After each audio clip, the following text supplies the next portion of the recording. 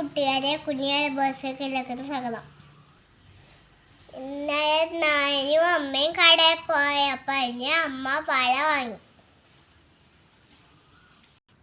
എൻ്റെ വള ഇഷ്ടപ്പെട്ട കൂട്ടുകാരെ. എനിക്ക് അമ്മ കച്ചുപേര വാങ്ങി തന്നു. ഞാൻ സൂര്യനെ വരയ്ക്കാം.